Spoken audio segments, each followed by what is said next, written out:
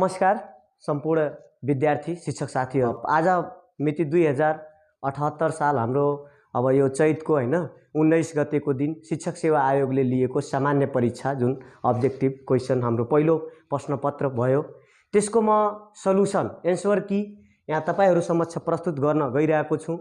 अब सकेसम्म तपाईहरुको अब यसमा के छ भने एन्सर की जुन हुन्छ हाम्रो शिक्षक सेवा आयोगले जुन एन्सर की राखेको हुन्छ त्यो एन्सर कीमा कुनै प्रश्नको उत्तर ठ्याक्कै त्यही नमिल्न पनि सक्छ होला, त्यसको लागि क्षमा प्रार्थी छु। तर सकेसम्म तपाईहरुको समक्ष मैले एकदम जानेको अनुसार सहजीकरण गर्ने प्रयास गर्नेछु।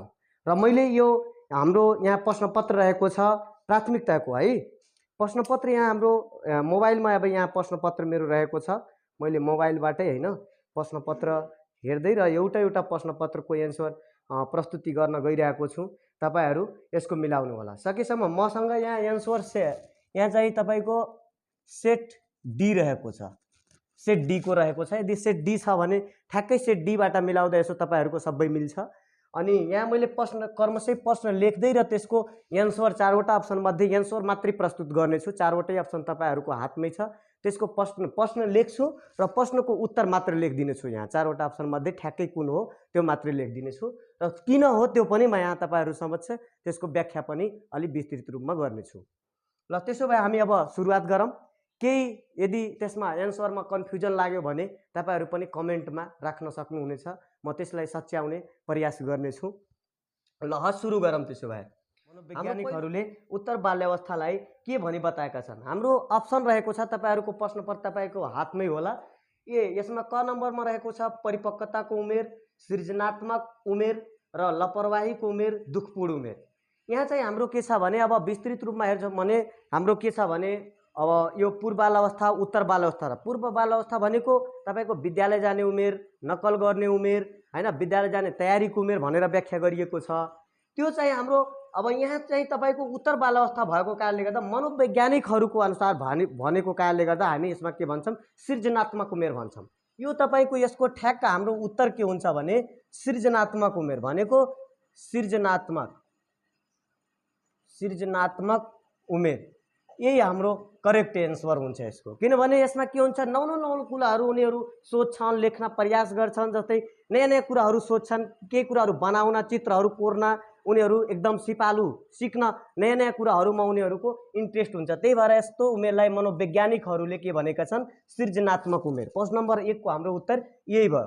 त्यस्तै प्रश्न नम्बर 2 को उत्तर रहेको छ मानव सिकाइ र परिपक्वता बीच, मानव विकास र परिपक्वता बीच। यहाँ प्रश्न नम्बर 2 मा के छ मानव सिकाइ र परिपक्वता बीच आपसी सम्बन्ध हुने पक्ष कुन हो, हुने पक्ष कुन हो भनेको हाम्रो के छ भने हामी हेर्छौं भने त्यो विकासको विशेषतामा के भन्छ मानव विकास परिपक्वता र सिकाइको प्रतिफल हो भनेर हामी पढेछौं।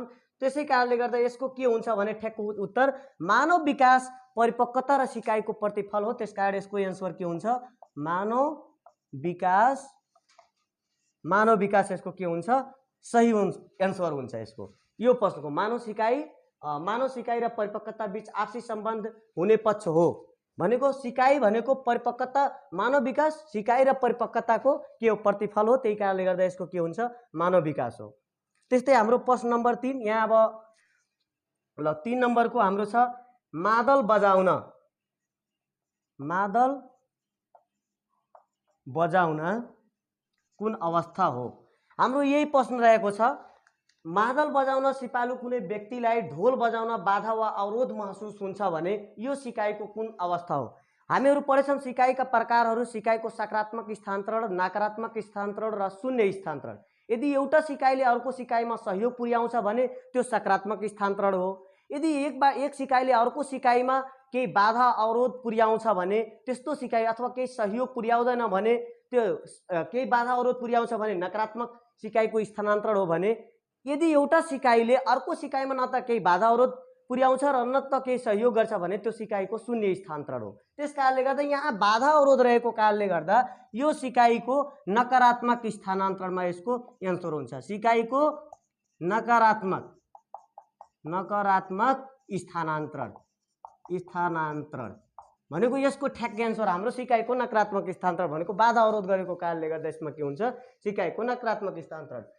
त्यस्तै हाम्रो प्रश्न नम्बर 4 हाम्रो रहेको छ प्रश्न नम्बर 4 यो सेट डी को प्रश्न नम्बर 4 हो। तपाईको अर्को सेट होला भने अर्को प्रश्न नम्बरमा होला। फेरि तपाईको सेट नम्बर 4 मा के छ भने एउटा सानो बालकलाई एउटा हाम्रो प्रश्न यही रहेको छ।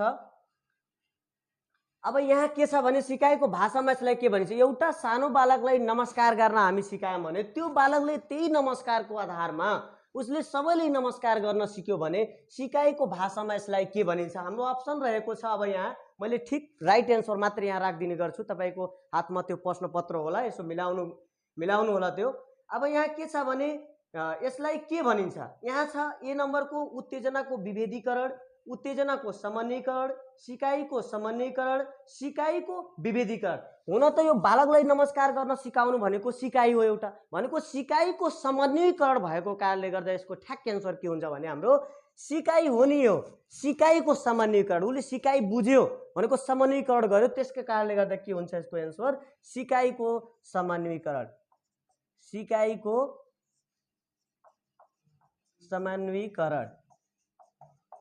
समन्वयीकरण भनेको हाम्रो यसको उत्तर के हुन्छ, सिकाइको समन्वयीकरण। अर्को त्यस्तै प्रश्न नम्बर 5 रहेको छ हाम्रो। प्रश्न नम्बर 5 मा के छ, समाजले चाहे जस्तो पाठ्यक्रम हुनुपर्छ। वास्तवमा हाम्रो समाजले चाहे जस्तो सम्बन्धित छ।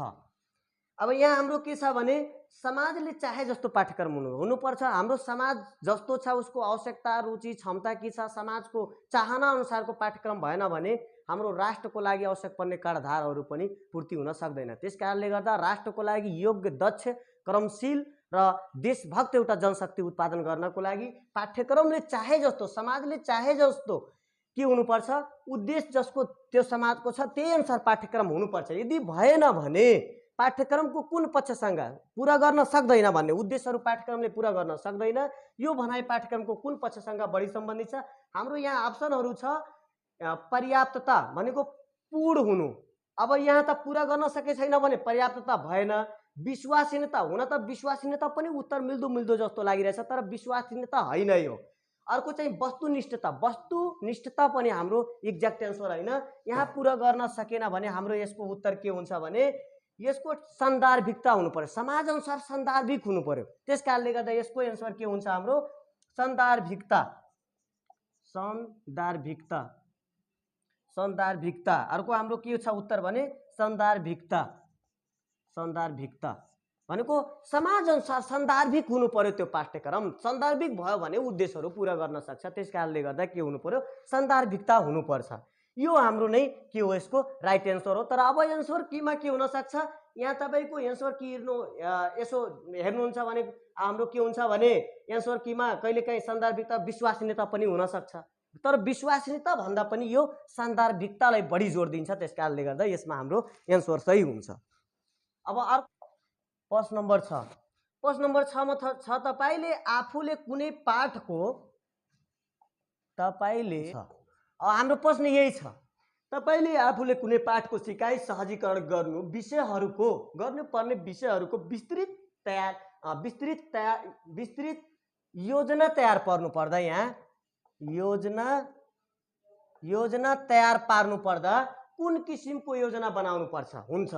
अब विस्तृत योजना तयार पार्नु पर्दा कुन किसिमको, यहाँ छ एकाइ योजना। एकाइ योजना भनेको एउटै एकाइको सम्पूर्ण एकाइ, त्यो एकाइ भित्र रहेका पाठहरू कसरी तपाईँ प्रभावकारी तरिकाले शिक्षण गर्नुहुन्छ र कति दिनभित्र भ्याउनुहुन्छ भनेर विस्तृत रूपमा जुन योजना बनाइन्छ तपाईको त्यो एकाइ योजना हो भने। अर्को चाहिँ छ हाम्रो वार्षिक कार्ययोजना। वार्षिक कार्ययोजना भनेको एउटा शिक्षकले वर्षभरि आफ्नो किताब कसरी निश्चित समयमा भ्याउँछ, वर्षभरिमा कसरी भ्याउँछ र कुन कुन पाठमा कुन कुन सामग्रीहरू, शिक्षण सिकाइ क्रियाकलापहरू अपनाउँछ भनेर एउटा जुन विस्तृत खाका बनाएको हुन्छ त्यसलाई भन्छ वार्षिक कार्ययोजना। अर्को छ दैनिक पाठयोजना। दैनिक पाठयोजना भनेको तपाईको के छ भने दैनिक पाठयोजना भनेको एउटा शिक्षकले दैनिक रूपमा, डेली लेसन प्लान, दैनिक रूपमा उसले विशिष्ट उद्देश्यहरू के राख्छ, एउटा पाठभित्रको विशिष्ट उद्देश्य, शिक्षण सामग्री र शिक्षण सिकाइ क्रियाकलाप, मूल्याङ्कन, गृहकार्य भनेर जुन एउटा योजना बनाउँछ डेलीको लागि, त्यो दैनिक पाठयोजना हो। अर्को चाहिँ छ हाम्रो वार्षिक पाठयोजना। वार्षिक पाठयोजना भनेको तपाईको वर्षभरि नै पुरै पाठ योजना कसरी त्यो पाठहरू भ्याउँछ कुन विस्तृत रूपमा जुन बनाएको हुन्छ वार्षिक पाठयोजना हुन्छ। यहाँ हाम्रो वार्षिक कार्ययोजना र दैनिक पाठयोजना र वार्षिक पाठयोजना उस्तै उस्तै देखिए तापनि हाम्रो अब एन्सर कीमा वार्षिक एक कार्ययोजना र दैनिक पाठयोजना दुईटै लागेको छ। तर यो विस्तृत तयार गर्ने विषयहरूको विस्तृत तयार पार्नुपर्ने कुन किसिमको योजना बनाउनुपर्छ भनेर छ, 1 वर्षैको लागि हो। त्यस कारणले गर्दा यहाँ के हामी गर्नुपर्छ, वार्षिक कार्ययोजना हुन्छ यसको एन्सर। वार्षिक कार्ययोजना, वार्षिक कार्ययोजना यहाँ तयार गर्नुपर्ने हुन्छ, यो हो। तर हाम्रो एन्सर कीमा अब शिक्षक सेवा आयोगको एन्सर कीमा के हुन सक्छ, यसको दैनिक पाठयोजना त दैनिक पाठयोजना पनि राख्ने गरेको पाइएको छ हाम्रो केही सल्युसनहरू। तर यो नै वार्षिक कार्ययोजना भयो भने विस्तृत रूपमा हुन्छ। त्यस कारणले गर्दा अर्को हामी प्रश्न नम्बर 7 तर्फ भने अब यसको सेट डी को प्रश्न नम्बर 7 परिणामको लेखाजोखा गर्नु। ल यहाँ परिणाम, परिमाण र परिणाम फरक छ। फेरि रिजल्ट भन्ने कुरालाई यसले भनेछ परिणाम को लेखाजोखा, परिणामको लेखा हो हाम्रो, यही छ प्रश्न नम्बर 7 को क्वेसन। त्यसो भए परिणामको लेखाजोखा गर्नुको साथै गुणको मूल्य निर्धारण गर्ने मापनको पद्धति कुन हो। अब हाम्रो यहाँ अप्सनमा जाम, अप्सनमा के छ, एउटा छ परीक्षा, एउटा छ मापन, एउटा छ अवलोकन, एउटा छ मूल्याङ्कन। हुन त परिणामको लेखा मूल्याङ्कन भनेको के हो, कुनै पनि शिक्षण सिकाइ क्रियाकलाप गराइसकेपछि विद्यार्थीले कतिको सिकाइ उपलब्धि हासिल गर्यो त्यसको लेखाजोखा गर्नु नै के हो, मूल्याङ्कन हो। मापन भनेको के हो, विद्यार्थीले प्राप्त गरेको नतिजालाई अङ्कमा बदल्ने कार्य हो। भनेको यहाँ के छ, लेखाजोखा गर्नुको साथै गुणको मूल्य निर्धारण गर्ने मापनको पद्धति कुन हो, यो हाम्रो गुणको पनि। त्यसो भए यहाँ मूल्याङ्कन हुनुपर्छ, यो मूल्याङ्कन हो। यसको उत्तर चाहिँ हाम्रो मूल्याङ्कन, मूल्याङ्कन हुन्छ यसको उत्तर। अब यो चाहिँ कति नम्बरमा छ, सेट डी को चाहिँ ए नम्बरमै छ, क नम्बरमा छ यहाँ पहिलोमै मूल्याङ्कन। तर के छ भने यसमा अलिक कन्फ्युजन, मापन पनि हाम्रो कुनै कुनै साथीले मापन पनि लगाउनु भयो होला। त्यो मापन पनि, मापन भनेको त्यो व्यक्तिले दिएको जुन उसको गुण छ, क्वालिटी छ, त्यसले अङ्कमा बदल्नु। जस्तै परीक्षा हुन्छ नि, त्यो मापन गर्ने, त्यो कति अङ्क प्राप्त गर्नुभयो भन्ने कुराहरू हामी निर्धारण गर्छौँ। यहाँ हाम्रो चाहिँ मूल्याङ्कन नै हुनुपर्छ। तर अब शिक्षक सेवा आयोगको उस पेज अनुसार एन्सर की अनुसार हाम्रो के राखिएको छ त्यसमा निर्भर हुन्छ। त्यसकारण हामी केही प्रश्नको ठ्याक्कै यही उत्तर हो भन्न सकिँदैन। त्यसकारण यहाँ तर सकेसम्म तपाईँको मूल्याङ्कन हुनुपर्ने हो। अर्को प्रश्न नम्बर 8, प्रश्न नम्बर 8 मा हाम्रो के छ भने प्रश्न नम्बर 8 को शिक्षा क्षेत्रमा अनुसन्धानको आवश्यकता किन पर्दछ, शिक्षा किन पर्दछ। अब हामीहरूलाई थाहा छ शिक्षा क्षेत्रमा अनुसन्धानको आवश्यकता, हामीलाई धेरै कुरा थाहा छ। जस्तै नयाँ नयाँ नवीनतम कुराहरू कसरी भयो, के आयो हैन शिक्षा क्षेत्रमा, ती कुराहरूको लागि विद्यार्थी के कमजोर भयो, कसरी राम्रोसँग शिक्षण प्रभावकारी बनाउन सकिन्छ, ती विभिन्न कुराहरू विद्यार्थीको कमी कमजोरी पत्ता लगाउनको लागि, उसलाई कसरी राम्रोसँग बनाउन सकिन्छ, शिक्षण सिकाइ प्रभावकारी बनाउनको लागि यो अनुसन्धानहरूको पनि आवश्यकता हुन्छ। शिक्षणमा नयाँ नयाँ विधिहरू पत्ता लगाउनको लागि अनुसन्धानको आवश्यकता पर्छ। हाम्रो यहाँ एन्सर के छ त्यो हामी जान्छौँ। प्रश्न नम्बर 8 को के छ एन्सर कीमा, ए नम्बरमा छ कक्षा शिक्षण, यसको के छ शिक्षा क्षेत्रमा अनुसन्धान। यो प्रश्न नम्बर 9 को रहेको छ, सेट डी को प्रश्न नम्बर 9, 7 पछि 9 मैले यहाँ लेखेँ। शिक्षा क्षेत्रमा अनुसन्धानको आवश्यकता किन पर्दछ, शिक्षण सिकाइ प्रक्रियामा सुधार गर्न, पूर्व प्राप्तिको प्रमाणीकरण गर्न, शैक्षिक अभ्यासमा सुधार गर्न, माथिको सबै। अब यसको पनि कन्फ्युजन जस्तो छ एन्सर। शिक्षण सिकाइ प्रक्रियामा पनि सुधार गर्नको लागि पनि अनुसन्धान विभिन्न प्रकारले अनुसन्धान गरेको पाइएको हुन्छ, त्यसकारण त्यो पनि हुन सक्छ। अनि अर्को छ शैक्षिक अभ्यासमा सुधार गर्न, शैक्षिक अभ्यासहरू विभिन्न प्रकारको शिक्षण विधि, सिकाइ प्रक्रिया, सामग्रीहरू कसरी प्रभावकारी बनाउने त्यो सम्बन्धी पनि सुधार गर्ने पनि हाम्रो यसको अनुसन्धानको आवश्यकता पर्छ। त्यसकारण यो पनि हुन सक्छ। अर्को चाहिँ हाम्रो छ पूर्व प्राप्तिको प्रमाणीकरण गर्न। अब पूर्व प्राप्तिको प्रमाणीकरण गर्न पनि पर्न सक्छ। त्यस कारणले गर्दा यहाँ माथिको सबै भन्ने अप्सन छ, डी नम्बर, माथिका सबै, माथिका सबै नै हाम्रो यहाँ एन्सर सही हुन्छ। तर हाम्रो कोही कोही साथीहरूले अब यहाँ के लगाउन सक्नुहुन्छ, शिक्षण सिकाइ प्रक्रियामा सुधार गर्न, त्यो पनि हो। अब हाम्रो यसमा के हुन्छ, शिक्षक सेवा आयोगको एन्सर कीमा कुन छ त्यो हाम्रो एन्सर सही हुन सक्छ। त्यसकारणले गर्दा माथिको सबै हामीले जाने अनुसार माथिको सबैमा लगाउँदाखेरि यो उत्तम हुन्छ। उत्तम हाम्रो अप्सन यही हुन्छ, किनभने सिकाइ प्रक्रियामा पनि सुधार गर्छ र अर्को चाहिँ यो पूर्व प्राप्तिको प्रमाणीकरण गर्न पनि मद्दत गर्छ र शिक्षण अभ्यासमा पनि सुधार गर्न यसले मद्दत गर्छ। त्यसकारणले गर्दा माथिको सबै लगाए पनि ठिक छ यो हाम्रो। अर्को चाहिँ हाम्रो प्रश्न 7 ल अब हाम्रो प्रश्न नम्बर 8 रहेको छ थोरै शिक्षक तथा थोरै विद्यार्थी सङ्ख्या भएको आधारभूत कक्षा 1 देखि 5 सञ्चालित विद्यालयमा कस्तो शिक्षण बढी उपयुक्त हुन्छ। अब खासै हाम्रो के छ थोरै शिक्षक छन् र थोरै विद्यार्थीहरू सङ्ख्या पनि छ विद्यार्थी सङ्ख्या पनि त्यस्तो अवस्थामा हाम्रो के हुन्छ भने बहुकक्षा शिक्षण अपनाउँदा राम्रो हुन्छ। अब बहुकक्षा शिक्षण एउटै शिक्षक थोरै शिक्षक छ एउटै शिक्षकले अब 2 वा 2 भन्दा बढी कक्षालाई पनि शिक्षण गर्ने एकै ठाउँमा राखेर पनि शिक्षण गर्न पायो र एउटै समयमा दुईटै कक्षालाई शिक्षण गर्न पायो। अर्को चाहिँ के छ भने शिक्षक सङ्ख्या अब अनुपस्थित कहिलेकाहीँ हुन्छ त्यो अवस्थामा हाम्रो के छ भने बहुकक्षा शिक्षण नै प्रभावकारी हुन्छ। त्यसकारणले गर्दा बहुकक्षा शिक्षण हाम्रो के हुन्छ बहुकक्षा शिक्षण। यसमा बहुकक्षा शिक्षण पद्धति नै हामी अपनाउँछौँ किनभने कक्षा शिक्षण पनि 1 देखि 5 सम्म प्रभावकारी नै हो। तर कक्षा शिक्षण कस्तो छ भने एउटा शिक्षकले एउटा कक्षाको जति विद्यार्थी भए पनि पुरैले थोरै सङ्ख्या भए पनि धेरै सङ्ख्या भए पनि पुरै कक्षालाई त्यो एउटा शिक्षकले शिक्षण गर्छ भने सम्पूर्ण विषय त्यसलाई कक्षा शिक्षण भन्छ। यहाँ शिक्षक सङ्ख्या थोरै छ र विद्यार्थी सङ्ख्या पनि थोरै छ त्यस कारणले गर्दा थोरै शिक्षक सङ्ख्या भएको कारणले गर्दा यहाँ बहुकक्षा शिक्षण नै बढी प्रभावकारी हुन्छ। अर्को हाम्रो छ नोटप्याडमा बनाएको डकुमेन्ट एक्सटेन्सन हुन्छ। अब यो कस्तो हुन्छ यसको खासै हाम्रो अप्सनहरू यहाँ 4वटा अप्सनहरू रहेको छ जुन 4वटा अप्सन मध्ये हाम्रो के छ भने टेक्स्ट टेक्स्ट हाम्रो यो अप्सन यसको एक्ज्याक्ट रहेको छ हाम्रो करेक्ट एन्सर।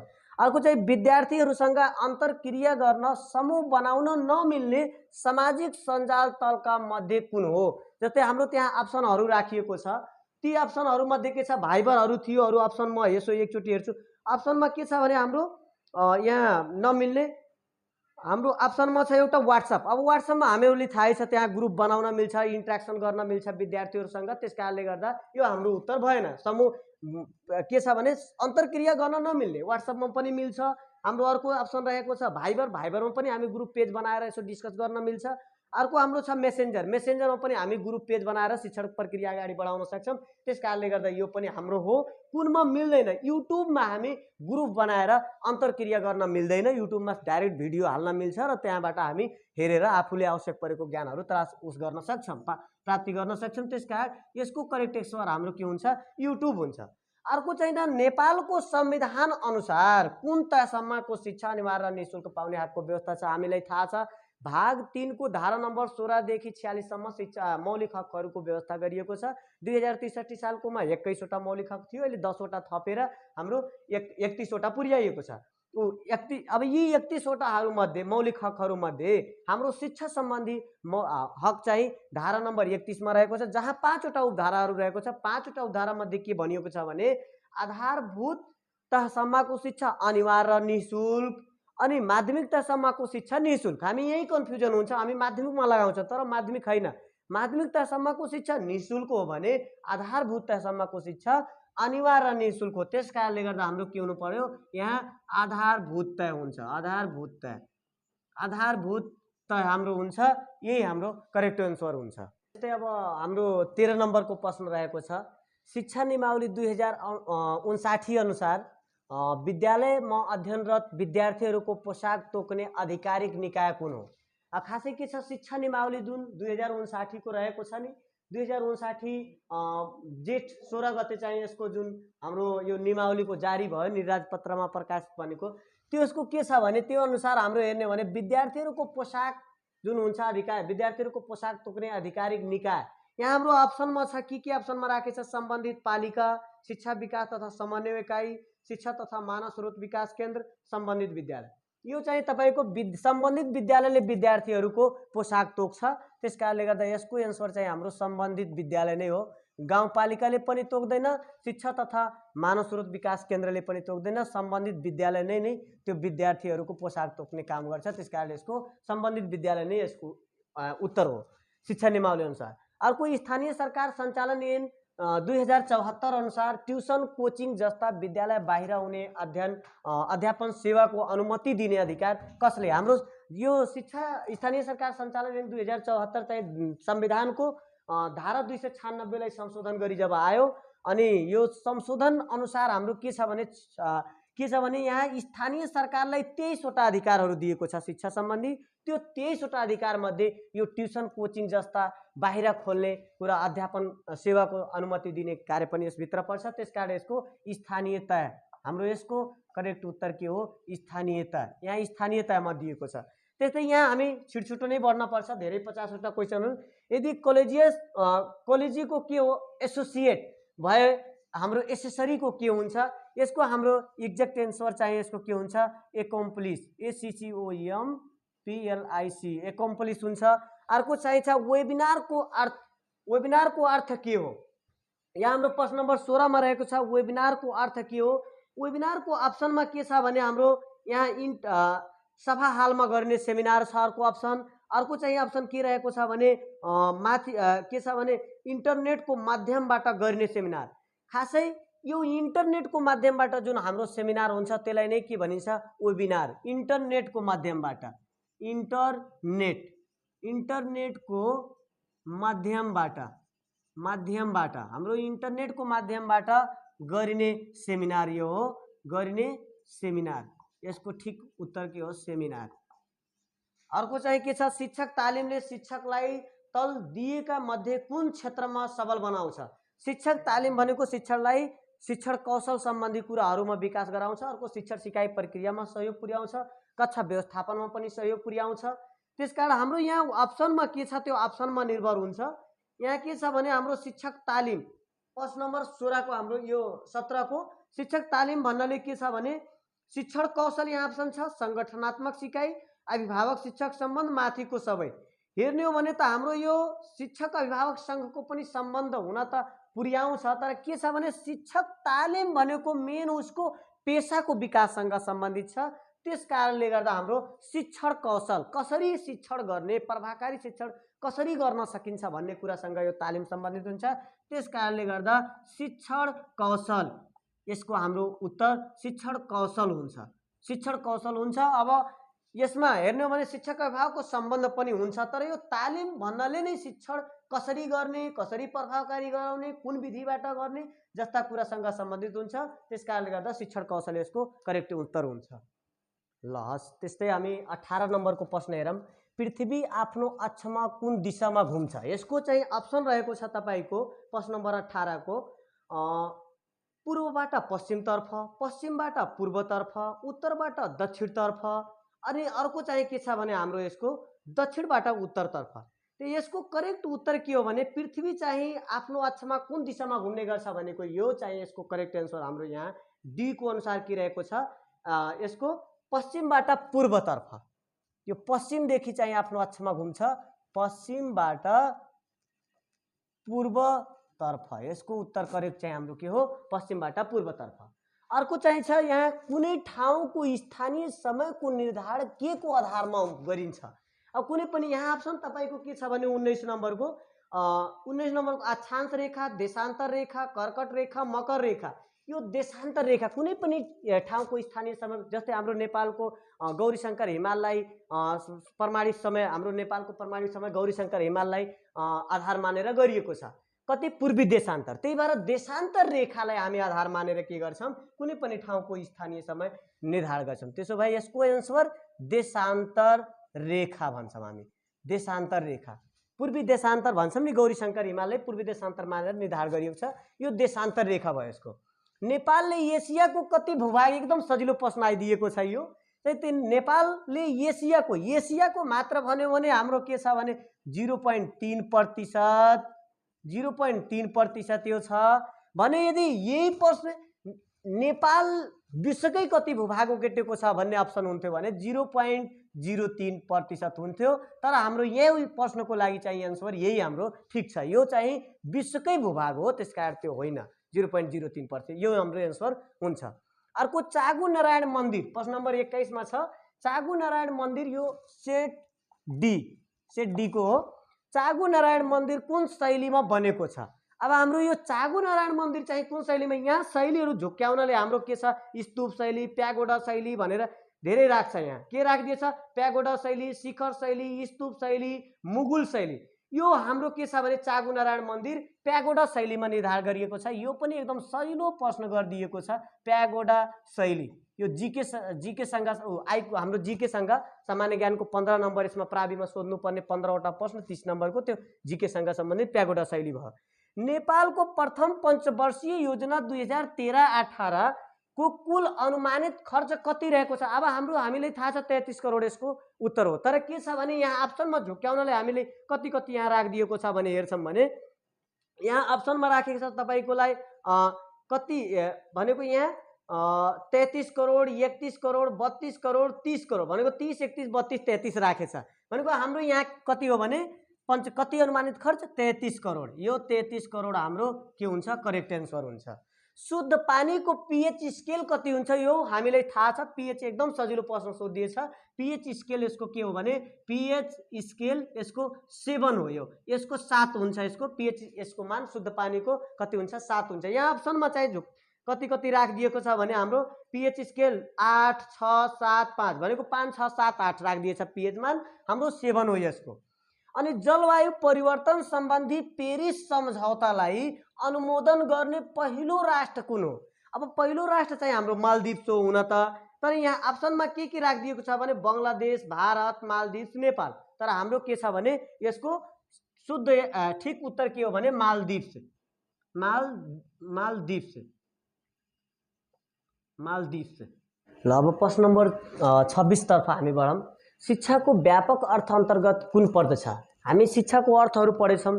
शिक्षाको शाब्दिक अर्थ, शिक्षाको सङ्कुचित अर्थ, शिक्षाको व्यापक अर्थ भनेर हामी पढेका छौँ। शिक्षाको व्यापक अर्थ भन्नाले शिक्षाले यति मात्र काम गर्छ भन्न सकिँदैन। शिक्षा सङ्कुचितमा हामी के इटिमोलोजिकल पनि शिक्षाको शाब्दिक अर्थ पनि पढेछौँ। त्यहाँ शाब्दिकमा शिक्षा भन्ने शिक्षा संस्कृतको शिक्षा भन्ने धातुबाट आएको जसको सिक्नु र सिकाउनु, अनि इजुकेटम to train, act of teaching training, अनि चाहिँ त्यसपछि इजुसेयर to lead out to draw out to, अनि इजुकेटम to bring up to raise to educate भनेर आएको छ। तर हाम्रो के छ भने यहाँ चाहिँ शिक्षाको व्यापक अर्थको अन्तर्गत तीनटै यहाँ हाम्रो चारवटा अप्सन राख्यो। चारवटै उस्तै छ। फेरि हामीले कन्फ्युजन हुन्छ। फेरि यहाँ के छ भने यी चारवटा अप्सनहरू मध्ये हामी के हुन्छ भने यसको 26 नम्बरको प्रश्न हेर्दाखेरि के लाग्यो भने 1 नम्बरमा छ यहाँ व्यक्तित्व र चरित्रको विकास, व्यक्तिको पेशागत विकास, व्यक्तिको पारिवारिक विकास, अनि यसको व्यक्तिको मनोवैज्ञानिक विकास।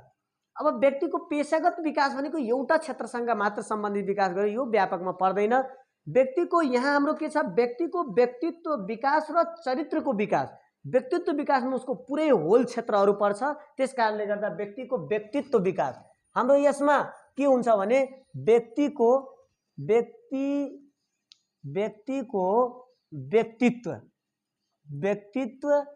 व्यक्तित्व र चरित्र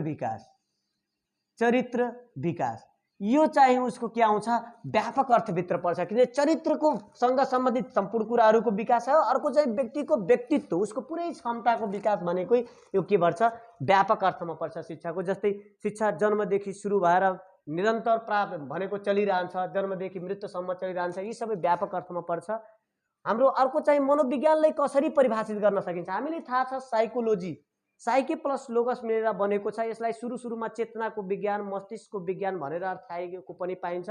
तर हाम्रो के छ भने 19औं शताब्दीको अन्ततिर 1908 सालमा के भन्छ भने यसलाई के छ भने हाम्रो यसलाई मनोविज्ञानलाई के भन्यो? चेतनालाई पनि हामी अध्ययन अवलोकन गर्न सक्दैनौँ, मस्तिष्कलाई पनि अध्ययन अवलोकन गर्न सक्दैनौँ। त्यस कारणले गर्दा जेबी वाटसनले यसलाई के भनिदिएछन् भने psychology is the science of behaviour, study science of behaviour भनेको यो व्यवहार अध्ययनको विज्ञान हो। त्यस कारणले गर्दा यसको हाम्रो यहाँ अप्सनहरू पनि के छन् भने हाम्रो यहाँ अप्सनमा के छ भने यसको यहाँ व्यवहार अध्ययन गर्ने विज्ञान, चेतना अध्ययन गर्ने विज्ञान, अनि आत्माको अध्ययन गर्ने विज्ञान, शारीर वृद्धि अध्ययन गर्ने विज्ञान। अब यहाँ के छ भने यो मनोविज्ञान चाहिँ यसलाई के अर्थमा पहिला गर्यो? चेतनाको, मस्तिष्कको, आत्माको विज्ञानको रूपमा यसलाई अर्थ्याइयो। तर यो खास गरी चाहिँ व्यवहार अध्ययन गर्ने विज्ञानको रूपमा पछि हाम्रो यसलाई अर्थ्याउने गरि पाइन्छ। किनभने व्यवहारले अध्ययन हामी गर्न पाउँछौँ, अवलोकन पनि गर्न सक्छौँ। व्यवहार अध्ययन गर्ने विज्ञान, यो नै यसको के हुन्छ? करेक्ट एन्सर हुन्छ। व्यवहार अध्ययन गर्ने विज्ञानको रूपमा यसलाई अर्थ्याउँदा एकदम राम्रो मानिन्छ, परिभाषित गर्न सकिन्छ। कुन सिकाइले स्मृतिमा बलियो छाप पर्न सक्छ। हाम्रो अवलोकनबाट भन्छ नि, सुनेको शब्दहरू सम्झन सकिन्छ हैन, सुनेको शब्द हेरेको शब्दहरूले के छ भने if I see I remember भन्छ, if I do I understand भन्छ। भनेको डु भनेकै के हो, प्रयोगात्मक। यदि कुनै काम हामी आफै गरेर सिक्छौँ भने त्यो दिगो हुन्छ। त्यस कारणले गर्दा यहाँ प्रयोगात्मक हुनुपर्छ। यहाँ पनि अप्सनमा हाम्रो प्रयोगको कुराहरूलाई जोड दिएको छ। खासै 28 नम्बरको प्रश्न अप्सनमा छ कण्ठस्थ घोकन्ते विद्या, त्यो खासै बलियो छाप पार्न सक्दैन। व्यवहारिक र प्रभावकारी तौरले सिकेको सिकाइ हुन यो हो। व्यवहारिक रूपले जुन सिकिन्छ त्यो पनि रहिरहन्छ, अवलोकनबाट सिकेको सिकाइ पनि हाम्रो रहिरहन्छ। तर सबभन्दा बढी भनेको हाम्रो के पर्छ भने प्रयोगात्मक तरिकाले सिकेको सिकाइ जुन हामी प्रयोग गरेर गर्छौँ त्यो बढी हुन्छ। त्यस कारणले गर्दा प्रयोगात्मक सिकाइ नै यसको के हो, करेक्ट एन्सर हो। प्रयोगात्मक सिकाइबाट जुन सिक्छौँ त्यो नै के गर्छ, बढी प्रभाव पारेको हुन्छ हाम्रो सिकाइमा। अर्को चाहिँ त्यस्तै छ, सिकाइ साहचर्यको ठुलो भूमिका रहने सिकाइ सिद्धान्त कुन हो। अब यसको अप्सनमा छ 29 नम्बरको अप्सनमा हेर्छौँ भने हाम्रो के राखिदिएको छ भने क्रियापरक सम्बन्ध प्रत्यावर्तन। यो स्किनरको खासै उसमा छ शास्त्रीय सम्बन्ध प्रत्यावर्तन, अन्तर्दृष्टि, कोहलरको अन्तर्दृष्टि जुन चिम्पान्जी बाँदरमाथि गरिएको छ बन्द कोठाभित्र, त्यो उसलाई दियो भने अवस्था परिस्थिति अनुसार सिकाइ गर्छ। अनि अर्को चाहिँ छ कोहलरको प्रयोग, अन्तर्दृष्टि यही हो इन्साइटफुल लर्निङ। अनि हाम्रो यसको बेस्ट भनेको शास्त्रीय सम्बन्ध प्रत्यावर्तन भनेको शास्त्रीय सम्बन्ध प्रत्यावर्तन यसको के हुन्छ, सही आन्सर हुन्छ शास्त्रीय सम्बन्ध प्रत्यावर्तन भनेको यो सिकाइ सिद्धान्त नै यसमा के हुन्छ भने यो सिकाइ साहचर्यको ठुलो भूमिका हुन्छ यसमा। अर्को छ विद्यार्थीहरूको पूर्व ज्ञान अनुभवलाई पनि समेट्दै सक्षमताको दृष्टिले पाठ्यक्रमको तहगत समन्वयता गर्नुपर्ने पक्ष तल्क मध्ये कुन हो। अब तल्क मध्ये भनेको हाम्रो अप्सनहरू यसको 30 नम्बरको रहेको छ। अप्सनमा हेर्छौँ भने हाम्रो यहाँ के छ भने 30 नम्बरको अप्सनमा यहाँ के छ, होरिजन्टल एन्ड भर्टिकल, अर्को भर्टिकल एन्ड प्यारालेल, अनि अर्को vertical and equal, horizontal and parallel. Vertical and parallel हामीलाई चाहियो, ठाडो चाहियो र एउटै कक्षाको विषयहरूसित पनि सम्बन्धित ज्ञानहरू पनि हुनुपर्छ। त्यस कारणले गर्दा एउटै कक्षाका विभिन्न विषयहरूले एकअर्कामा पनि सहयोग गर्नुपर्छ भने अर्को एउटा कक्षाको पाठ्यवस्तुले अर्को कक्षामा माथिल्लो कक्षामा जाँदा पनि त्यसले सहयोग गर्ने खालको पाठ्यक्रम हुनुपर्छ। त्यसकारण भर्टिकल एन्ड प्यारालेल यसको के हुन्छ, सही आन्सर हुन्छ। भर्टिकल एन्ड प्यारालेल समानान्तर भन्ने कुरा हुन्छ, प्यारालेल यसको आन्सर हुन्छ। अर्को हाम्रो छ आधारभूत पाठ्यक्रम कक्षा 1-3 2076 अनुसार तल्क मध्ये कुन ढाँचामा आधारित छ। अब तल्क मध्ये कुन ढाँचामा, यहाँ हामी अप्सन हेर्छौँ भने यसको के छ, 31 नम्बरको अप्सनमा हेर्छौँ भने बहुविषयात्मक छ, अन्तर्विषयगत छ, अर्को चाहिँ बहुविषयात्मक र अन्तर्विषयगत छ र एकल विषयगत छ। यहाँ अप्सनहरू उस्तै छन् लगभग बहुविषयगत। अब यहाँ यसको एन्सर केमा के हुन सक्छ, खासै यसको एन्सर अन्तर्विषयगत हुनुपर्छ। यसको आधारभूत पाठ्यक्रम 1-3 को अन्तर्विषयगत पाठ्यक्रममा खासै ढाँचामा आधारित हुनुपर्छ। त्यसकारण यसको एन्सर के हुन्छ भने अन्तर्विषयगत है, अन्तर्विषयगत यसको करेक्ट एन्सर। 32 नम्बरको चाहिँ प्रश्न नम्बर हेर्छौँ। 32 नम्बरमा हाम्रो के रहेको छ भने सिकाइ सहजीकरण क्रममा अर्थपूर्ण धाराको विकास गर्न सहयोग पुर्याउने विषय कुन हो। अब तलको मध्ये कुन हो भनेर यहाँ हाम्रो रहेको छ। अप्सनहरू चाहिँ यसको हाम्रो रहेको थियो हैन, के छ भने यसको अप्सन 32 नम्बरको शिक्षण विधि, एउटा के छ शिक्षण विधि, अर्को चाहिँ छ पाठ्यक्रम, अर्को अभ्यास र अर्को शिक्षण सामग्री। शिक्षण सामग्री भनेको हाम्रो सबभन्दा अर्थपूर्ण अथवा ठोस धारा, अर्थपूर्ण धाराको विकास गर्नको लागि हाम्रो के आवश्यक छ भने शिक्षण सामग्री। यसको के हुन्छ हाम्रो करेक्ट एन्सर, यसको शिक्षण सामग्री हुन्छ। त्यसकारणले गर्दा हाम्रो शिक्षण सामग्री लगाएको सही हुन्छ। अर्को चाहिँ छ हाम्रो 33 नम्बरको प्रश्न विद्यार्थी मूल्याङ्कनका क्रममा प्रमाणिक मूल्याङ्कन। अब यहाँ प्रमाणिक मूल्याङ्कन र विषयगत अभिलेखलाई उपयोग गरी गर्ने मूल्याङ्कन प्रक्रिया कुन हो,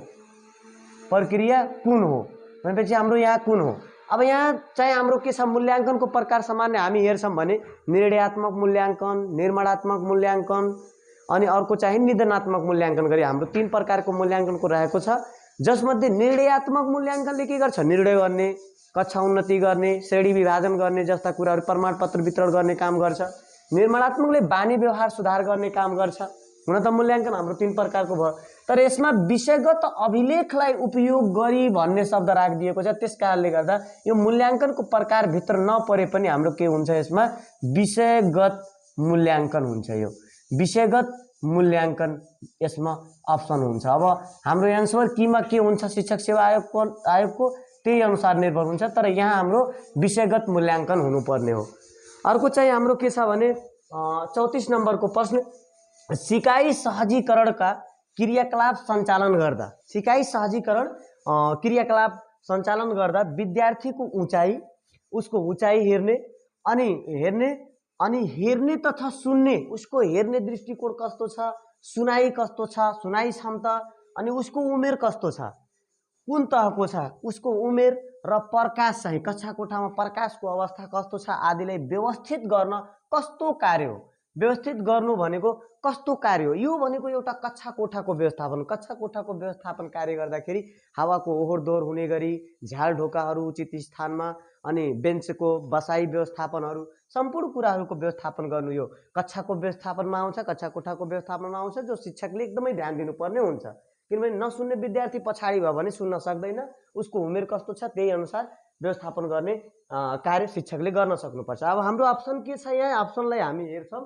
34 नम्बरको अप्सनहरू के रहेको छ भने, एउटा छ विद्यार्थी व्यवस्थापन, एउटा छ शिक्षण विधि व्यवस्थापन, एउटा छ कक्षा व्यवस्थापन र विद्यालय व्यवस्थापन। जसमध्ये हाम्रो करेक्ट एन्सर चाहिँ के छ भने कक्षा व्यवस्थापन हो। यो कक्षा व्यवस्थापनको कार्यमा पर्छ, त्यसकारण हाम्रो यो कक्षा व्यवस्थापन भनेको एन्सर हाम्रो के हुन्छ, यसको सही हुन्छ। अब हाम्रो त्यस्तै प्रश्न नम्बर 35 मा रहेको छ, तलका मध्ये कुन आउटपुट डिभाइस होइन। अब हेर्नुस्, आउटपुट डिभाइस भनेको के हो भने, सामान्य हामी हेर्छौँ भने प्रिन्टर, जस्तै प्रिन्टरले के गर्छ, प्रिन्ट गर्ने काम गर्छ, त्यो भनेको आउटपुट भयो, आउटपुट दियो हामीहरूलाई। अर्को चाहिँ स्पिकर, स्पिकर पनि हाम्रो के हुन्छ भने भित्री आवाज जुन हुन्छ त्यो आवाजले बाहिर निकाल्ने काम गर्छ, भनेको आउटपुट हामीलाई दिन्छ, आवाज हामीलाई सुन्नमा मद्दत गर्यो नि स्पिकर, त्यस कारणले गर्दा त्यो पनि एउटा आउटपुट डिभाइस हो। अर्को स्क्रिन हामी हेर्छौँ भने त्यो आउटपुट बाहिरबाट एकदम छल्लङ भनेको त्यो हाम्रो के हुन्छ, आउटपुट डिभाइसभित्र स्क्रिन पनि पर्छ। तर स्क्यानर हामी हेर्छौँ भने स्क्यानर चाहिँ के गर्छ भने त्यो इनपुट डिभाइस हो। स्क्यानर भनेको हाम्रो इनपुट डिभाइस हो, त्यस कारणले गर्दा SCANNER स्क्यानर हाम्रो के हो, यसको करेक्ट एन्सर हुन्छ, यो इनपुट डिभाइसभित्र पर्छ। अर्को चाहिँ प्रश्न नम्बर 36 मा के छ, विद्यार्थी मूल्याङ्कन गर्न तलका मध्ये कुन एप्लिकेसन बढी उपयोगी हुन्छ। अब विद्यार्थीको मूल्याङ्कन गर्न तलका मध्ये कुन एप्लिकेसन, अब तलका मध्ये भनेछ, यहाँ तलका मध्ये भनेको हाम्रो अप्सनहरू 4 वटा रहेको छ। यो पनि प्रश्न एकदम सजिलो नै सोधिएछ। के छ भने यसमा यो प्रश्न नम्बर 36 को प्रश्न नम्बर 36 मा छ MS Word, MS Excel, Google sheets, Google form. यो चाहिँ हेर्दाखेरि हाम्रो के छ भने बढी तलका मध्ये कुन एप्लिकेसन बढी उपयोग हुन्छ हेर्ने हो भने एक्सेलमा हामी बढी एकदम प्रयोग गर्छौँ। MS एक्सेलमा MS एक्सेलको प्रयोग हुन्छ, तर MS एक्सेल र गुगल फर्म अलिक कन्फ्युजन हुन्छ, त्यस कारणले गर्दा हाम्रो गुगल फर्म पनि बढी प्रयोग गरिन्छ। त्यस कारणले गर्दा अब एन्सर कीमा के छ त्यहाँ निर्भर हुन्छ। हाम्रो गुगल फर्म पनि एन्सर अब रहेको पनि पाइन्छ। गुगल फर्म र अर्को यो MS एक्सेल दुईटा हाम्रो कन्फ्युजन जस्तो छ, तर यसमा दुईटा मध्ये हाम्रो अब एन्सर कीमा के हुन्छ दुईटै लगभग त्यही उस्तै छ, तर हामी यहाँ MS एक्सेल म लगाउँछ। MS एक्सेल बढी उपयोगी हुन्छ, MS एक्सेल हामी बढी उपयोगी हुन्छ हाम्रो लागि।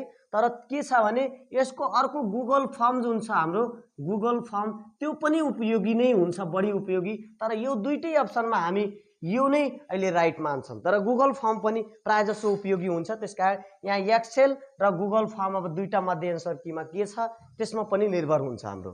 त्यसकारण MS एक्सेल बढी प्रयोग हुन्छ यो। अब त्यस्तै हामी अब बढौँ हैन।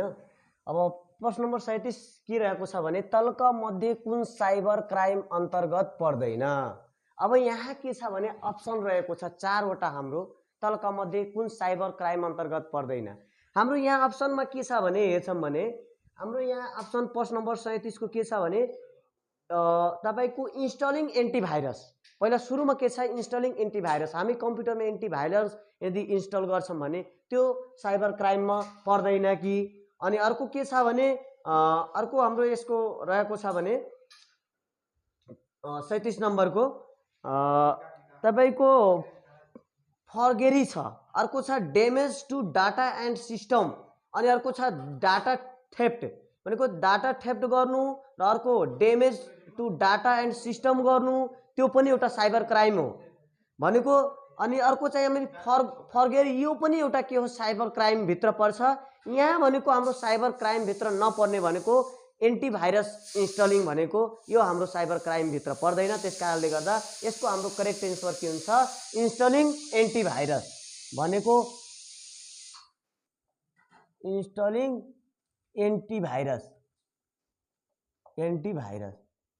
एन्टिभाइरस यसको हाम्रो उत्तर के हुन्छ, इन्स्टलिङ एन्टिभाइरस भनेको यो साइबर क्राइम भित्र पर्दैन, अरू चाहिँ साइबर क्राइम भित्र पर्छ। त्यसकारणले गर्दा यो हाम्रो चाहिँ के हुन्छ, राइट एन्सर हुन जान्छ। अर्को चाहिँ छ प्रश्न नम्बर 38 मा के छ भने शिक्षा ऐन 2028 अनुसार शिक्षक सेवा आयोगको, शिक्षा ऐन 2028 अनुसार शिक्षक सेवा आयोगको अध्यक्ष र सदस्यहरूको नियुक्तिको लागि सिफारिस गर्न नेपाल सरकारले तल दिएका मध्ये कसको अध्यक्षतामा 3 सदस्यीय समिति गठन गर्ने व्यवस्था छ। पहिला 4 सदस्यीय थियो शिक्षक सेवा आयोगको जुन गठन हुन्थ्यो नि समिति, त्यसमा 4 सदस्य, अहिले चाहिँ हालमा हाम्रो 3 सदस्यीय समिति रहने व्यवस्था छ। तर यहाँ भनेको छ कसको उसमा हुनु पर्यो, कसको अध्यक्षतामा 3 सदस्यीय समिति गठन गर्ने व्यवस्था रहेको छ। 3 सदस्यीय समिति त्यो लोक सेवा आयोगको अध्यक्षको उसमा हुन्छ। त्यसकारण यहाँ हामी तुरन्तै बुझ्नुपर्ने के हुन्छ, लोक सेवा आयोगको अध्यक्ष यो हामी यहाँ छ कि नै त्यो हेर्नु पर्यो। अब यहाँ हाम्रो अप्सन हेर्छौँ, अप्सन हाम्रो यहाँ के रहेको छ, 4 वटा। यो प्रश्न नम्बर 38 को, प्रश्न नम्बर 38 मा के छ भने मुख्य सचिव नेपाल सरकार, यो होइन। उपकुलपति त्रिभुवन विश्वविद्यालय, यो पनि होइन। सचिव शिक्षा विज्ञान तथा प्रविधि मन्त्रालय, यो पनि होइन। यहाँ हाम्रो अप्सन रहेको छ डी मा अध्यक्ष लोक सेवा आयोग, लोक सेवा आयोगको अध्यक्ष, अर्थात् कि हाम्रो यसको एन्सर के हुन्छ, लोक सेवा आयोगको अध्यक्ष, यही हाम्रो के हुन्छ, राइट एन्सर हुन्छ।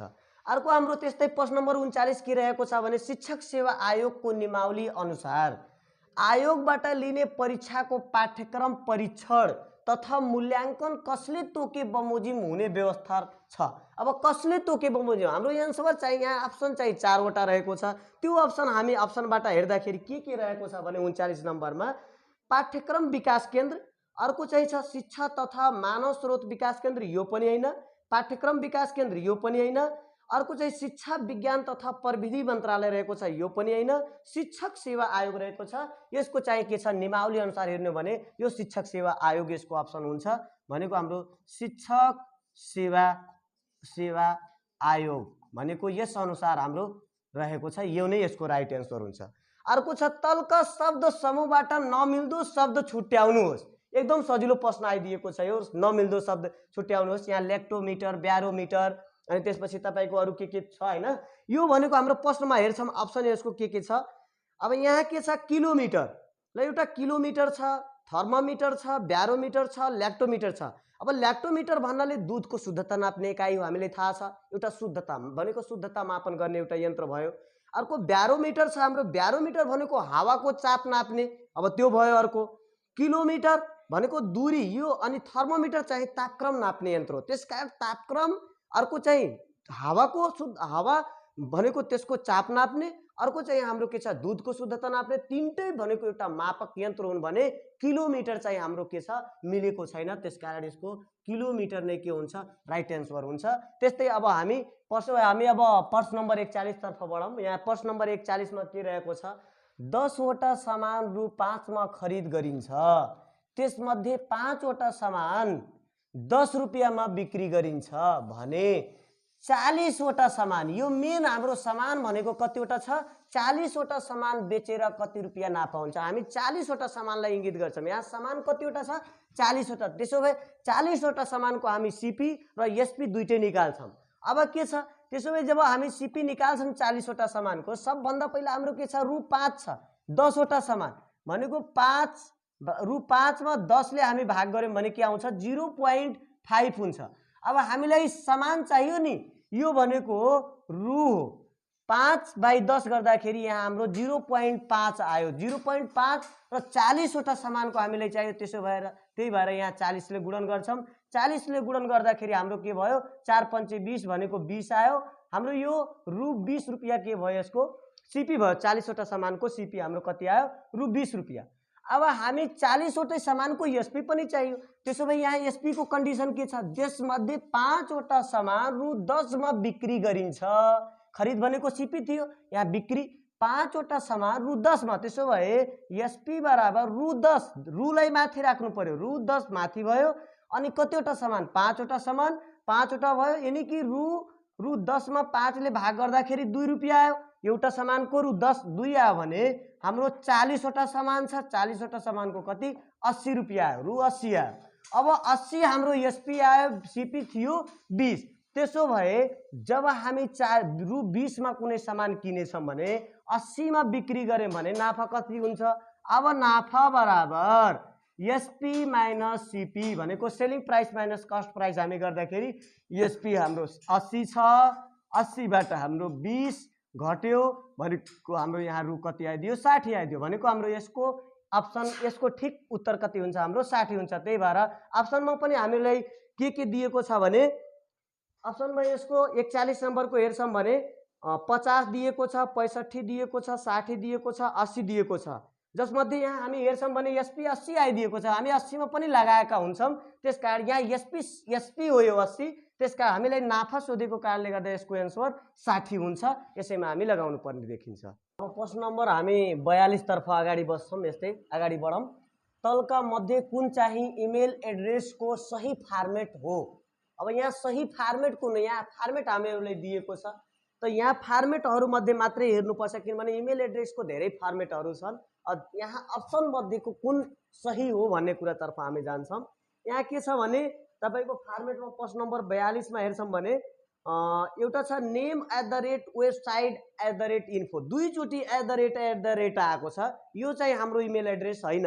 दुईचोटी कुनै पनि यस्तो वेबसाइट छैन कि त्यसमा @ दुईचोटी आओस्, यो होइन। अर्को छ हाम्रो नेम अनि यहाँ .website.com भनेर छ, सी भनेर छ, यो पनि हाम्रो होइन, किनभने यस्तो पनि वेबसाइट छैन। अर्को चाहिँ छ www.namewebsites.com, यो पनि हाम्रो वेबसाइट होइन। अर्को हाम्रो चाहिँ छ एउटा वेबसाइट नेम @website.info छ, यो चाहिँ हाम्रो करेक्ट रहेको छ। भनेको यसको हाम्रो के रहेको छ भने नेम भनेको यसको अप्सन NAME नेम, अनि नेम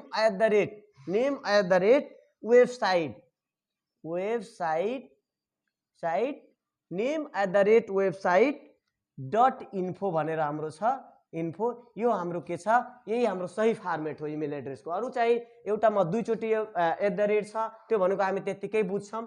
यसैको सेम छ त्यहाँ, तर के छ @ दुईचोटी छ, त्यही भएर त्यो रङ भयो। त्यस अर्को चाहिँ हाम्रो यो के छ, सही छ। अनि त्यस्तै हामी प्रश्न नम्बर 43 को हेरौं। तल दिएका मध्ये प्रशान्त महासागरको सबभन्दा गहिरो स्थान कुन हो। हामीलाई थाहा छ सबभन्दा ठूलो महासागर, 5वटा महासागरहरू छन्। सबभन्दा ठूलो महासागर प्रशान्त महासागर, त्यसपछि दोस्रो आन्ध्र महासागर, हिन्द महासागर। यी सबैको गहिराई यो एकदम इम्पोर्टेन्ट छ। यहाँबाट तपाईको वाणिज्य महासागर भनेर कुन महासागर भनेर सोध्न सक्छ कहिलेकाहीँ। तपाईको वाणिज्य महासागर भनेको आन्ध्र महासागर, बर्मुडा पनि त्यही आन्ध्र महासागर, वाणिज्य महासागर भनेको त्यो भयो। प्रशान्त महासागर चाहिँ तपाईको ठूलो भयो। यसमा के छ भने यसको गहिराई तपाईको 10,911 छ, जसलाई मारियाना ट्रेन्च भनिन्छ। अनि अर्को आन्ध्र महासागरको पोर्ट्रेटको ट्रेन्च छ, त्यो हामी यहाँ के हेर्छौं भने यहाँ अप्सनहरु हेर्छौं। हाम्रो यहाँ अप्सनहरु के छ त्यो हेर्छौं हामी। यसको अप्सनमा के छ भने जाभा ट्रेन्च, एउटा जाभा ट्रेन्च छ, एउटा पोर्ट्रेटको ट्रेन्च। बी नम्बरको जुन अप्सन छ पोर्ट्रेटको ट्रेन्च, यो चाहिँ तपाईको आन्ध्र महासागरको गहिराई हो, यो प्रशान्तको होइन। अर्को चाहिँ बर्मुडा ट्रेन्च छ, यो बर्मुडा पनि होइन। मारियाना ट्रेन्च डी नम्बरमा रहेको छ, त्यो मारियाना ट्रेन्च 10,911 यसको गहिराई स्थान पनि हो। यहाँ मारियाना ट्रेन्च भनेर यसको गहिराईले भन्छ, मारियाना ट्रेन्च भनेर यो छ। यसको गहिराई चाहिँ हाम्रो 10,911 मिटर यो चाहिँ गहिराई छ। यो गहिराई नाप्ने एकाइ चाहिँ फेथमोमिटरले नापिन्छ। यो गहिराईहरु खासै समुद्रहरुको गहिराई नाप्ने यन्त्रलाई फेथमोमिटर भनिन्छ। त्यो पनि हामी बुझिराखौं, किनभने अर्कोमा पनि सोध्न सक्छ। अर्को चाहिँ हाम्रो चाहिँ 44 नम्बरको प्रश्न, नेपालको खनिज पदार्थ मध्ये मार्बलका लागि प्रख्यात ठाउँ कुन हो? मार्बलको लागि हामी हेर्छौँ भने गोदावरी हो। यो हामी केही नमारी एकदम सजिलो जो क्वेसन यहाँ प्रश्न गरिदिएछ यसको गोदावरी, गोदावरी हामी ढुक्कै भएर यो गोदावरीमा हान्छौँ। अप्सन अरू के छ हैन? अप्सन हाम्रो यहाँ के रहेको छ भने फुलचोकी भनेको फुलचोकी छ, अर्को बन्दीपुर छ, गोसाईकुण्ड छ, गोदावरी छ। ल हाम्रो गोदावरी भनेको यो चाहिँ करेक्ट एन्सर भयो। 45 नम्बरमा छ, कुन राणा प्रधानमन्त्रीले गोर्खा पत्रको प्रकाशन सुरु गरेका थिए? यो देव शमशेर हो। यो हामी यसमा अप्सन पनि हेर्छौँ। अप्सनमा के छ भने देव शमशेर, चन्द्र शमशेर, जङ्गबहादुर, वीर शमशेर। अब वीर शमशेर, चन्द्र शमशेरले त त्रिचन्द्र त्यो उस भयो हैन? यो देव शमशेर हाम्रो यसको रहेछ। राणा प्रधानमन्त्री भनेको गोर्खा पत्रको प्रकाशन भनेको देव शमशेरको पालामा भएको थियो।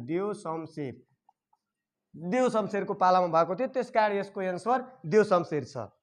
अनि 46 नम्बरको त्यस्तै के रहेको छ, हाल नेपालको अर्थतन्त्रमा सबैभन्दा धेरै, हुन त हाम्रो नेपाल कृषि प्रधान देश हो, कृषिकै धेरै सहयोग रहेको हुन्छ, तर यहाँ प्रश्न हामी हेर्छौँ हाल नेपालको अर्थतन्त्रमा सबैभन्दा धेरै कुल गृहस्थ उत्पादन जीडीपीमा सहयोग पुर्याउने क्षेत्र कुन हो? अब हाम्रो हुन त कृषिलाई हामी हेर्छौँ, तर अहिले के छ भने कृषि भन्दा पनि सेवा क्षेत्र चाहिँ हाम्रो के छ, यसमा बढी अर्थतन्त्रमा बढी सहयोग भनेको त्यो सेवा क्षेत्रको रहेको छ। त्यसकारण सेवा क्षेत्र हाम्रो हेर्छौँ। यो पनि एकदम लगभग सजिलो नै प्रश्न गरिदिएको छ। अब हुन त झुक्किन्छ कृषि क्षेत्र पनि, अब टिक लगाउन हामी पुग्छौँ, तर कृषि क्षेत्र नभएर सेवा क्षेत्र रहेको छ यो। यहाँ अप्सन हाम्रो के छ भने कृषि, उद्योग, सेवा, पर्यटनको पनि योगदान छ। अब पर्यटनमा पनि झुक्किएर लगाउन सकिन्छ, तर सबभन्दा बढी भनेको यसमा के छ, सेवा क्षेत्र। यसको एन्सर सेवा क्षेत्र हाम्रो के हुन्छ, सही हुन्छ, सेवा क्षेत्र। हामी त्यस्तै प्रश्न नम्बर 47 तर्फ बढ्छौँ। 47 मा के छ भने तलका मध्ये कुन चाहिँ खुद बसाई सराईको दरले कुनै क्षेत्रमा मानिसको धेरै कम आवाज जावतलाई संकेत गर्दछ? यो चाहिँ हाम्रो यसको फिक्स एन्सर चाहिँ -0.03 हो। यही यसको अप्सन हो। यहाँ अप्सनहरू के छ भने हामी अप्सनतिर हेर्छौँ। खासै यहाँ अप्सन के छ, -0.03, अर्को -3.0, -0.30 भनेर छ, अर्को चाहिँ 3.0 भनेको 3.0 भनेको 3 हो। त्यस कारणले गर्दा हाम्रो यहाँ अप्सन चाहिँ -0.03 अथवा सेट डी को हेर्ने हो भने हाम्रो अप्सन ए नै यसको के रहेको छ, अप्सन ए नै यसको राइट एन्सर रहेको छ। अर्को हामी सार्कको सचिवालय कहाँ स्थापना गरिएको थियो? सुरुमा हेर्ने हो भने हाम्रो सार्क सचिवालय भनेको स्थापना गर्दाखेरि बङ्गलादेशको ढाकामा स्थापना भयो, तर हालमा हेर्ने हो भने हाम्रो सार्कको सचिवालय चाहिँ कहाँ स्थापना गरिएको छ हेर्ने हो भने काठमाडौँ, हाम्रो नेपालमा अहिले सार्क सचिवालय रहेको छ। त्यस कारणले गर्दा के भन्ने, काठमाडौँ, नेपालको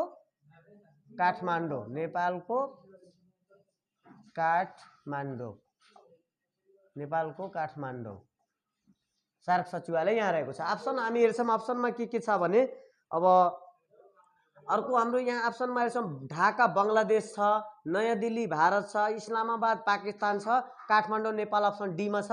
त्यस कारणले गर्दा हाम्रो यसको डी नम्बरको यहाँ एन्सर हाम्रो सही भयो। अर्को चाहिँ छ भारत सरकारद्वारा प्रदान गर्ने, यो भारत सरकारद्वारा प्रदान गरिन्छ हैन, भारत सरकारद्वारा प्रदान गर्ने प्रतिष्ठित पदक पद्मश्री। यो पद्मश्री भन्ने जुन प्रतिष्ठित पदक छ बाट सम्मानित हुने नेपाली चिकित्सक को हुन् भनेर हाम्रो प्रश्न गरेछ। एकदम सजिलो प्रश्न सोधिएछ। यो डाक्टर सन्दुक रोहित हुन्, भनेर हुन्, यही हो। तर हाम्रो यो अप्सनमा अब के छ त्यो अप्सन अनुसार हामी हेर्छौँ। अप्सनमा हाम्रो के छ भने यसको डाक्टर सन्दुक रोहित अप्सन डी को फर्स्टमै छ, त्यसो भए यसको ए अप्सन नै हाम्रो यो के भयो, राइट एन्सर भयो। हामी अरू हेर्नै परेन। अर्को त्यस्तै हाम्रो प्रश्न नम्बर 50 रहेको छ। एकदम सजिलो प्रश्न आइदिएको छ यो। प्रश्न नम्बर 50 हाम्रो के छ भने राष्ट्रिय शिक्षा नीति 2076 अनुसार 2076 को राष्ट्रिय शिक्षा जुन नीति छ यो पनि हामी यहाँ हेर्न पर्छ। 76 अनुसार सबै तहको शिक्षालाई तल दिएको मध्ये कस्तो बनाउने लक्ष्य लिएको छ? सबै तहको भनेको कस्तो लक्ष्य बनाउने अब लिएको छ, कस्तो बनाउने लक्ष्य लिएको छ। यो प्रश्नमा हामी के बुझ्नुपर्छ भने हाम्रो वर्तमान जुन शिक्षा प्रणाली छ यहाँ कस्तो हुनुपर्छ, प्रतिस्पर्धी हुनुपर्छ। अनि अर्को छ प्रतिस्पर्धी हुनुको साथसाथै प्रविधि मैत्री पनि हुनुपर्छ, रोजगार उन्मुख हुनुपर्छ, उत्पादनमुखी हुनुपर्छ। त्यस कारणले गर्दा यहाँ हामी अप्सनमा पनि के हेर्नुपर्छ भने रोजगारमूलक हुनु पर्यो यो, अनि उत्पादन पनि हुनु पर्यो, रोजगारमूलक र उत्पादन उन्मुख हुनु पर्यो। अर्को प्रतिस्पर्धी र प्रविधि मैत्री हुनुपर्छ। त्यो अप्सन हामी हेर्छौँ। यहाँ अब अप्सन अनुसार हामी जान्छौँ के छ। अप्सनमा के दिएको छ भने ए नम्बरको अप्सनमा यहाँ छ प्रतिस्पर्धी बाल मैत्री। यो बाल मैत्री भन्न खोजेको छैन, रोजगारमूलक र उत्पादनमुखी ठिक छ, तर बाल मैत्रीको ठाउँमा प्रविधि मैत्री हुनुपर्छ, यो मिलेन। प्रतिस्पर्धी अनि प्रविधि मैत्री खोजमूलक र रोजगारमूलक भनेछ, यो उत्पादनमुखी भनिएन, त्यसकारण बी पनि मिलेन। प्रतिस्पर्धी प्रविधि मैत्री रोजगारमूलक र उत्पादनमुखी हाम्रो सी नम्बरको अप्सनमा ठ्याक्कै हाम्रो प्रतिस्पर्धी पनि छ। हाम्रो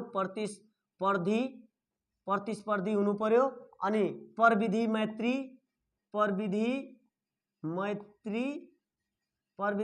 हुनु पर्यो। अर्को रोजगारमूलक र उत्पादनमुखी यही हाम्रो राइट एन्सर हुन जान्छ। अर्को पनि अप्सन हाम्रो छ यहाँ। अब अप्सन 4 नम्बरमा प्रतिस्पर्धी प्रविधि मैत्री खोजमूलक भनिदिएछ, यहाँ रोजगारमूलक हुनुपर्छ, त्यो खोजमूलक, त्यस कारणले गर्दा त्यो पनि मिलेन। हाम्रो अप्सन चाहिँ यहाँ कति नम्बरको मिल्यो भनेपछि सी नम्बरको यस अप्सन हाम्रो करेक्ट नम्बरको प्रश्न छ, छुटे जस्तो लाग्यो, त्यस कारणले गर्दा 25 नम्बरको प्रश्न यहाँ हेरौँ। एसिया जोन सेन्ट्रल महिला भलिबल च्यालेन्ज कप 2021 को विजेता राष्ट्र कुन हो? यो चाहिँ हाम्रो जीकेबाट प्रश्न गरेको छ। यो जीके खासै यो हाम्रो चाहिँ नेपाल रहेको छ, हाम्रो देश नेपाल नै हो यसको विजेता राष्ट्र। त्यस कारणले गर्दा यसको अब यो लास्टको हाम्रो 25 नम्बर छुटेको कारणले गर्दा यहाँ सोल्भ गरियो। अब यति सबै लगभग प्रश्नहरू एज होल सोल्भ गरिसकेछौँ। अब यसमा सामान्य अब यो शिक्षक सेवा आयोगको एन्सर केमा पनि फरक पर्न सक्छ कुनै, तपाईँहरूलाई अब यसमा कस्तो भयो होइन, सबैलाई सफलताको शुभकामना छ। हामी आगामी दिनमा पनि नयाँ नयाँ भिडियोहरू पनि ल्याउनेछौँ। सकेसम्म यदि तपाईँहरूलाई यो सोल्भ गरेको होइन उत्तर पुस्तिका हाम्रो यो एन्सर कि मन पर्यो होला भने, भिडियो मन पर्यो होला भने हाम्रो यस च्यानललाई सब्सक्राइब गरिदिनु होला।